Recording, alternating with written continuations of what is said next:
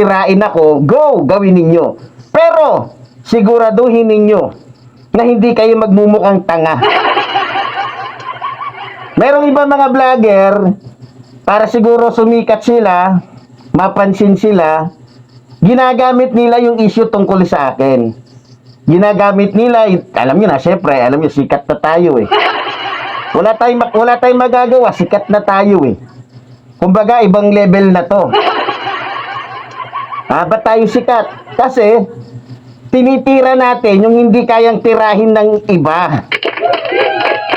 Ba't ko nasabing sikat tayo? Kasi, dahil sa pagsasabi ko ng katotohanan, dahil nagsasalita ko ng katotohanan, ayun, nakaabot na tayo sa Senado. Na kung saan ginagamit ng mga siraulong congressman doon, katulad ni Marcoleta. Hindi kasama yung mga idol ko. Kilala nyo naman yung mga idol kong congressman dyan. Congressman Acop, Abante, at marami pang iba. Nabanggit naman natin dito yan, no? Kaya lang, merong congressman doon, parang si Lorema Capagal Demonyo yata. Isa yun sa, di ba? Kasi tinitira din natin dito yun eh. Kaya sangayon sila sa ginagawa ni Marcoleta at maging sa ginagawa ng ating mga kalabang vlogger na kung saan, nagbablogger-bageran. Wala nang kredibilidad si Epifanio Labrador. Kasi, kesyo magnanakaw daw, may kasong rape daw, may drug addict daw. Walang nga. Lahat na lang yata ilalagay nyo sa akin na kaso. Kulang na lang yata pati pagpatay kay Jose Rizal, ibintang nyo na sa akin. Baka naman mamaya sabihin pa ninyo na, di ba? Baka sabihin ninyo na yung pumatay doon sa ni Caper Silapit, ako din. Hindi, ayun ang ginagawa ngayon ng mga vlogger.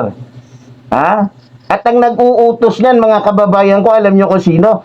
Wala nang iba, kundi yung kanilang Panginoon, na si Eduardo Manalo na isang diablo, na nagtatago sa kanyang magandang damit na kung saan, mas maitim pa sa alketran yung kaluluwa nito. Nagpapaabot po ng pagpapasalamat yung mga kababayan natin, lalong-lalo na yung mga Katoliko. Nagpapaabot sila ng pasasalamat kay Epifanio Labrador. Dahil daw sa akin, mas lalong tumibay yung kanilang pananampalataya. Kasi may umaaligid-aligid daw sa kanila ng mga igling.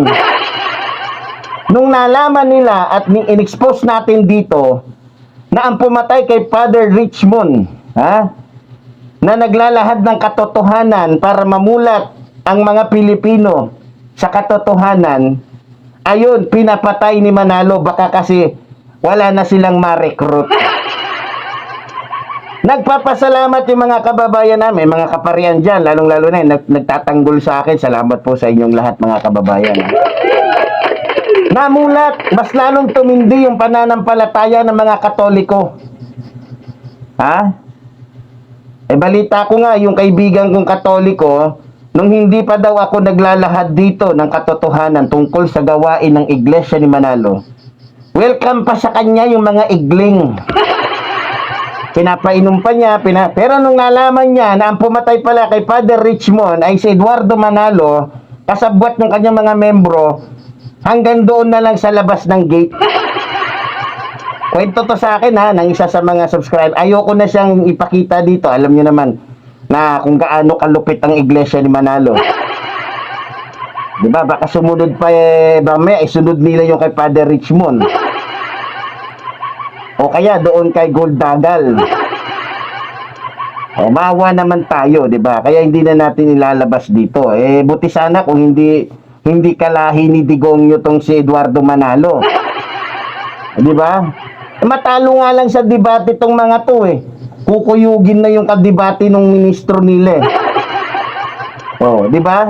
Yung ministro na kadebate ng isang pastor, yung pastor kompleto pa yung ngipin. Natalo lang sa debate yung ministro, pag uwi ng pastor wala nang ngipin. Maganda pa yung damit.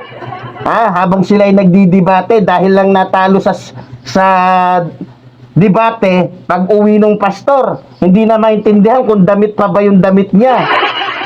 Di ba? Ganon sila kalupit mga kababayan ko. At isa sa magpapatunay niyan, yung isa sa mga kababayan natin libo-libong mga kababayan natin ang nagpapasalamat sa akin at talagang nagpapahayag po ng kanilang pagsuporta. Lalong-lalo na po yung grupo ni Brother Eli Soriano. Natutuwa sila kasi bukod tangi sa lahat ng vlogger. Nabubukod tangi at walang katapat, walang kapareho, walang pwedeng pumantay kay Epifanio Labrador. Sapagkat sa kasaysayan, sa kasaysayan ng mga vlogger, tanging si Epifanio Labrador lang ang nangahas at walang takot na tumira at nagbunyag ng katotohanan sa isang reliyon na nagtatago sa kagandahan ng kanyang simbahan at sa kagandahan ng kanyang damit. Na kung saan ang katotohanan kung gaano kaganda yung simbahan ng Iglesia ni Manalo, ganun din kadumi, ganun din kasama yung isip at pagkatao ng leader na yan, ng Iglesia ng Diablo. Galit sila. Maraming naiinggit. Kasi, ang kaya lang nilang tirahin, yung mahihirap na katulad natin. Namimili yung mga vlogger. Ang kaya nilang tirahin, yung mga katulad lang natin, na walang kakayahan. Sumasabay sila. Para nga naman, di ba? Madagdagan man lamang yung subscriber. Pero hindi alam ng mga tolongges na ito. Na habang tinitira, sinisiraan nila si Epifanio Labrador, mas lalong dumadami. Mas lalong dumadami ang mga Pilipinong naniniwala at sumusuporta sa atin. Bakit? Bagamat gustong gawing tanga, bagamat gustong gawing mga bulag ng ating mga kalaban o ng mga vlogger ni Manalo ang mga Pilipino, mas lalo silang namumulat kapag sila ay nakakasama natin dito po sa ating programa. Sabi nila, wala daw akong kredibilidad dahil isa daw akong sinungaling at isang magnanakaw. Sabi nila yon. Wala daw kredibilidad ang magnanakaw dahil ang kakambal daw ng magnanakaw ay sinungaling. Ngayon, ibabalik ko sa inyo. Sabi nyo, ang kakambal ng magnanakaw ay sinungaling. So, ibig sabihin, magnanakaw si Eduardo Manalo. Magnanakaw siya. Bakit ko nasabi?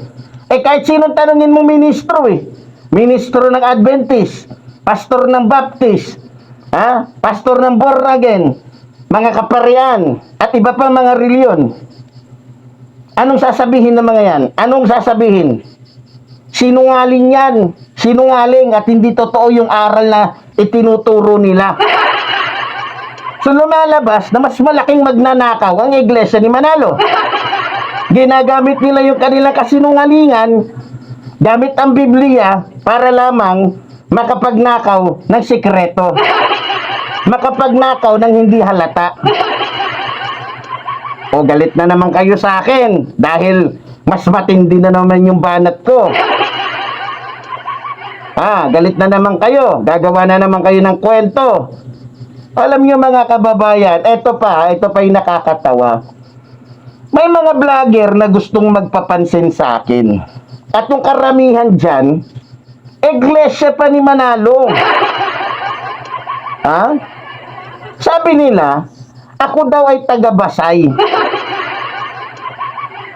Ako daw yung taga-Basay. Taga-Basay daw talaga ako. Biro mo, taga-Basay na ako.